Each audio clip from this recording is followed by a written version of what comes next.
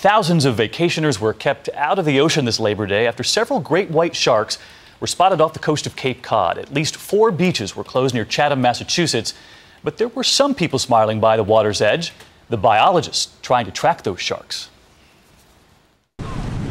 Red flags dotted the Cape Cod shoreline today, warning swimmers to stay clear after as many as 5 great white sharks were spotted off the eastern shore of the Cape.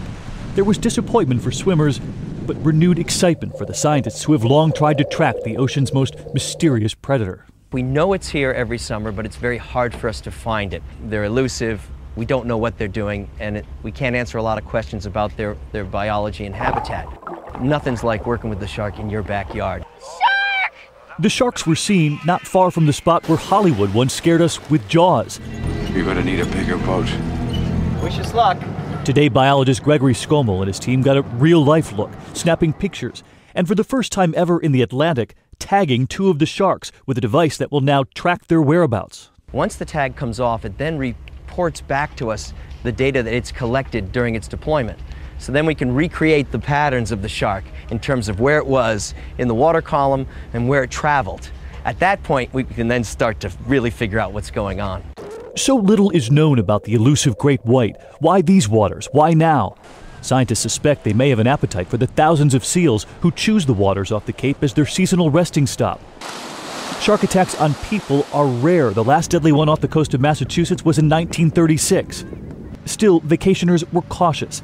Some forced to cut their summer swimming short did so gladly, fascinated by the elusive sharks who share the sea. Respect the ocean, respect that it's still nature that's out there, and try to appreciate what we can about the beach while we're here.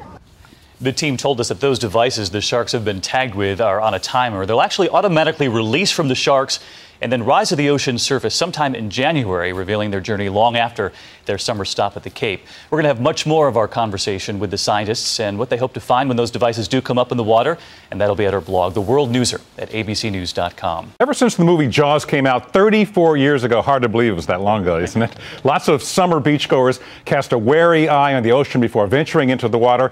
On Cape Cod this holiday weekend, they had good reason to. Over 4 million people flock to Cape Cod every year, touring its towns, swimming and boating in its waters. Shark! The shark! But ever since the infamous Jaws terrorized a small town, swimmers still look twice before getting into these waters, especially after 4 great white sharks were spotted over the weekend. Well, we haven't seen them yet, and I don't want to see them. Sharks really scare me. The Cape is no stranger to shark visitors. In 2004, they met Gretel, a 15-foot, 1,700-pound female shark who swam too close to shore and got trapped in a lagoon. Rescuers spent days trying to get Gretel to swim back out to sea, finally resorting to high-pressurized water hoses, aiming them at the waters around her, redirecting Gretel over a sandbar that separated her from the open Atlantic. But what's a nightmare for swimmers is excitement for scientists who study sharks. This majestic animal, the great white shark, has a bad reputation, and it's really poorly understood. We hope by using this technology and communicating with the public, we can paint a better picture of this creature. Greg Skomal and his team electronically tagged 2 of the great white sharks using a needle at the end of a long pole. The tag collects and stores data about the shark's movements.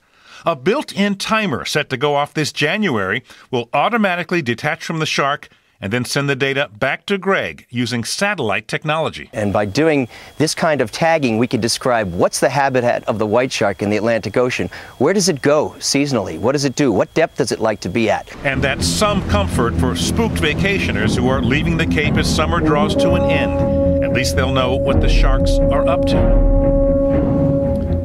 And besides the great whites, there has been a record number of all kinds of sharks spotted off the coast of the Northeast this year, possibly due to the unusually warm weather this summer. It is rare, of course, for a shark to attack a human, David, but 4 Cape Cod beaches remain closed because you'd hate to be wrong about a thing like that. What happened to a simple whale watch on Cape Cod? Well, now they got to worry about the sharks. We did just check online, by the way. The Chatham beaches are still closed this morning, but they're going to update that throughout the day. But the big question, Ron, is whether or not you'd let your kids go in anyway, given the fact that exactly. There's a lot of seals feeding in that area right now, and that's what's drawing the sharks in addition to the warm weather.